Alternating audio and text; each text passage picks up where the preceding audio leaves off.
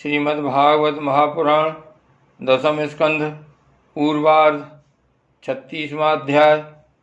अरिष्टासुर का उद्धार और कंस का श्री अक्रूर जी को ब्रज भेजना। सच्चिदानंद रूपाय विश्वोत्पत्त्यादि हेतवे तापत्रय विनाशाय श्री कृष्णाय वयं नुमः। नमो भगवते तस्मै कृष्णायाद्भुतकर्मणे रूपनाम विविधेन जगत कीर्ति यो यतः। श्री सुखदेव जी कहते हैं, परीक्षित, जिस समय भगवान श्री कृष्ण ब्रज में प्रवेश कर रहे थे और वहां आनंदोत्सव की धूम मची हुई थी, उसी समय अरिष्टासुर नाम का एक दैत्य बैल का रूप धारण करके आया। उसका ककुद, कंधे का पुट्ठा या थुआ और डील डोल दोनों ही बहुत बड़े बड़े थे। वह अपने खुरों को इतने जोर से पटक रहा था कि उससे धरती कांप रही थी। वह बड़े जोर से गरज रहा था और पैरों से धूल उछालता जाता था। पूंछ खड़ी किए हुए था और सींगों से चार दीवारी, खेतों की मेड़ आदि तोड़ता जाता था। बीच बीच में बार बार मूतता और गोबर छोड़ता जाता था। आंखें फाड़कर इधर उधर दौड़ रहा था। परीक्षित, उसके जोर से हड़कने से, निष्ठुर गर्जना से भयभीत स्त्रियों और गौओं के 3-4 महीने के गर्भ स्रवित हो जाते थे और 5-6 महीने के गिर जाते थे। और तो क्या कहूँ, उसके ककूद को पर्वत समझकर बादल उस पर आकर ठहर जाते थे। परीक्षित, उस तीखे सींग वाले बैल को देखकर गोपियाँ और गोप सभी भयभीत हो गए। पशु तो इतने डर गए कि अपने रहने का स्थान छोड़कर भाग ही गए। उस समय सभी ब्रजवासी श्री कृष्ण हमें इस भय से बचाओ, इस प्रकार पुकारते हुए भगवान श्री कृष्ण की शरण में आए। भगवान ने देखा कि हमारा गोकुल अत्यंत भयातुर हो रहा है। तब उन्होंने डरने की कोई बात नहीं है यह कहकर सबको ढाढ़स बंधाया और फिर वृषासुर को ललकारा। अरे मूर्ख, महादुष्ट, तू इन गौओं और ग्वालों को क्यों डरा रहा है? इससे क्या होगा? देख, तुझ जैसे दुरात्मा दुष्टों के बल का घमंड चूर चूर कर देने वाला यह मैं हूँ। इस प्रकार ललकार कर भगवान ने ताल ठोकी और उसे क्रोधित करने के लिए वे अपने एक सखा के गले में बाँह डालकर खड़े हो गए। भगवान श्री कृष्ण की इस चुनौती से वह क्रोध के मारे तिलमिला उठा और अपने खुरों से बड़े जोर से धरती खोदता हुआ श्री कृष्ण की ओर झपटा। उस समय उसकी उठाई हुई पूंछ के धक्के से आकाश के बादल तितर बितर होने लगे। उसने अपने तीखे सींग आगे कर लिए। लाल लाल आंखों से टकटकी लगाकर श्री कृष्ण की ओर टेढ़ी नजर से देखता हुआ वह उन पर इतने वेग से टूटा मानो इंद्र के हाथ से छोड़ा हुआ वज्र हो। भगवान श्री कृष्ण ने अपने दोनों हाथों से उसके दोनों सींग पकड़ लिए और जैसे एक हाथी अपने से भिड़ने वाले दूसरे हाथी को पीछे हटा देता है, वैसे ही उन्होंने उसे 18 पग पीछे ठेल कर गिरा दिया।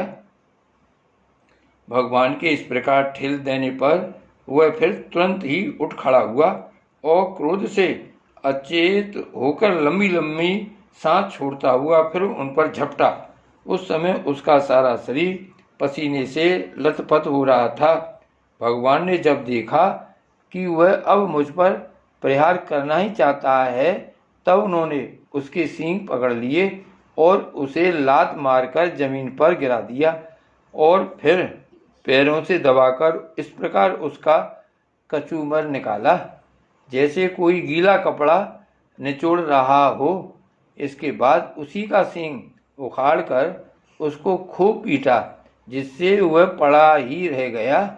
परीक्षित, इस प्रकार वह दैत्य मुंह से खून उगलता और गोबर मूत करता हुआ पैर पटकने लगा। उसकी आंखें उलट गईं और उसने बड़े कष्ट के साथ प्राण छोड़े। अब देवता लोग भगवान पर फूल वर्षा बरसाकर उनकी स्तुति करने लगे। जब भगवान श्री कृष्ण ने इस प्रकार बैल के रूप में आने वाले अरिष्टासुर को मार डाला, तब सभी गोप उनकी प्रशंसा करने लगे। उन्होंने बलराम जी के साथ गोष्ठ में प्रवेश किया और उन्हें देख देख कर गोपियों के नयन मन आनंद से भर गए। परीक्षित, भगवान की लीला अत्यंत अद्भुत है। इधर जब उन्होंने अरिष्टासुर को मार डाला, तब भगवान में नारद, जो लोगों को शीघ्र से शीघ्र भगवान का दर्शन कराते रहते हैं, कंस के पास पहुंचे। उन्होंने उससे कहा, कंस, जो कन्या तुम्हारे हाथ से छूटकर आकाश में चली गई, वह तो यशोदा की पुत्री थी, और ब्रज में जो कृष्ण हैं वे देवकी के पुत्र हैं। वहाँ जो बलराम जी हैं वे रोहिणी के पुत्र हैं। वसुदेव ने तुमसे डरकर अपने मित्र नंद के पास उन दोनों को रख दिया है। उन्होंने ही तुम्हारे अनुचर दैत्यों का वध किया है। ये बात सुनते ही कंस की एक एक इंद्रिय क्रोध के मारे कांप उठी। उसने वसुदेव जी को मार डालने के लिए तुरंत तीखी तलवार उठा ली, परंतु नारद जी ने रोक दिया। जब कंस को यह मालूम हो गया कि वसुदेव के लड़के ही हमारी मृत्यु के कारण हैं, तब उसने देवकी और वसुदेव दोनों ही पति पत्नी को हथकड़ी और बेड़ी से जकड़कर फिर जेल में डाल दिया। जब देवर्षि नारद चले गए, तब कंस ने केसी को बुलाया और कहा, तुम ब्रज में जाकर बलराम और कृष्ण को मार डालो। वह चला गया। इसके बाद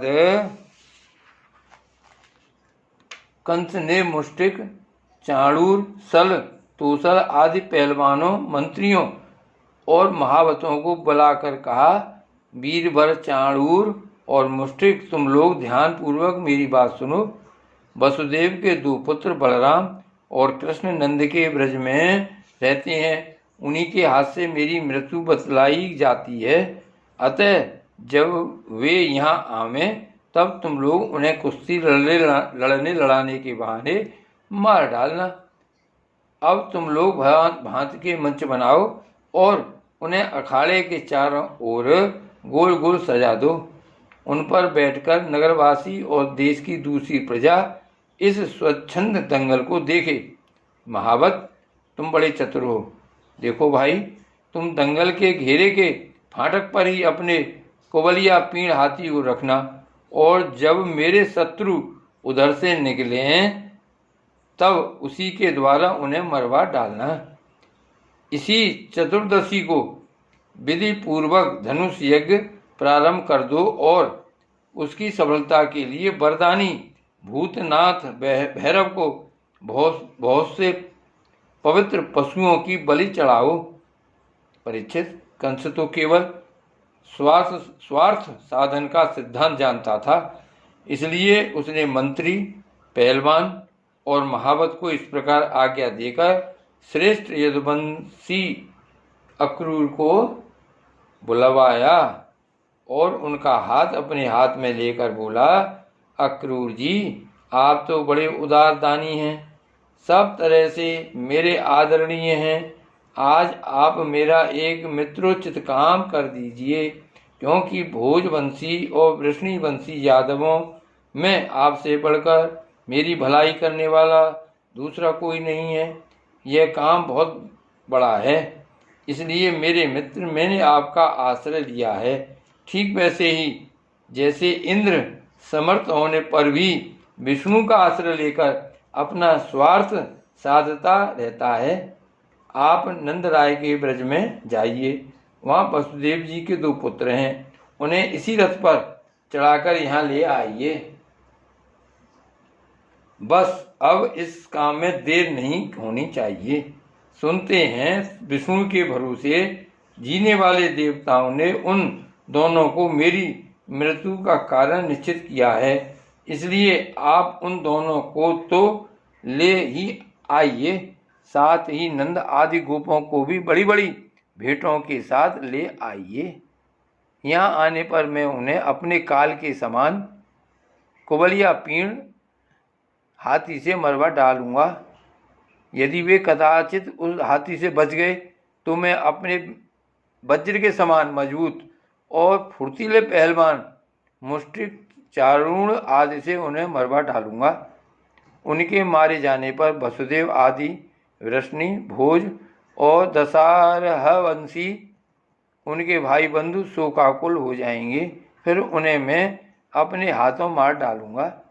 मेरा पिता उग्रसेन यूँ तो बूढ़ा हो गया है, परंतु अभी उसको राज्य का लोभ बना हुआ है। यह सब कर चुकने के बाद में उसको, उसके भाई देवक को और दूसरे भी जो मुझसे द्वेष करने वाले हैं उन सबको तलवार के घाट उतार दूंगा। मेरे मित्र अक्रूर जी, फिर तो मैं होऊंगा और आप होगे, तथा होगा इस पृथ्वी का अकंटक राज्य। जरासंध हमारे बड़े बूढ़े ससुर हैं और बानर राज द्विविध मेरे प्यारे सखा हैं। संबासुर, नरकासुर और बाणासुर ये तो मुझसे मित्रता करते ही हैं, मेरा मुंह देखते रहते हैं। इन सब की सहायता से मैं देवताओं के पक्षपाती नरपतियों को मारकर पृथ्वी का अकंटक राज्य भोगूंगा। यह सब अपनी गुप्त बातें मैंने आपको बतला दी। अब आप जल्दी से जल्दी बलराम और कृष्ण को यहाँ ले आइए। अभी तो वे बच्चे ही हैं, उनको मार डालने में क्या लगता है। उनसे केवल इतनी बात कहिएगा कि वे लोग धनुष यज्ञ के दर्शन और यदुवंशियों की राजधानी मथुरा की शोभा देखने के लिए यहाँ आ जाएं। अक्रूर जी ने कहा, महाराज, आप अपनी मृत्यु, अपना अरिष्ट दूर करना चाहते हैं, इसलिए आपका ऐसा सोचना ठीक ही है। मनुष्य को चाहिए कि चाहे सफलता हो या असफलता, दोनों के प्रति संभाव रखकर अपना काम करता जाए।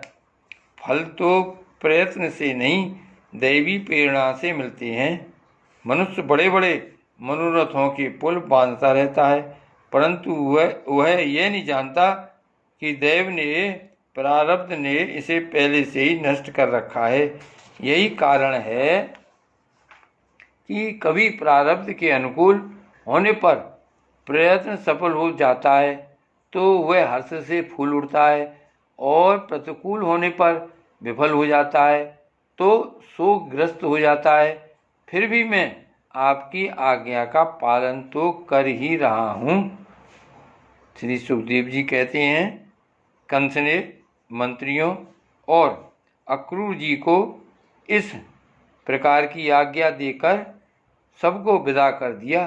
तदनंतर वह अपने महल में चला गया और अक्रूर जी अपने घर लौट आए।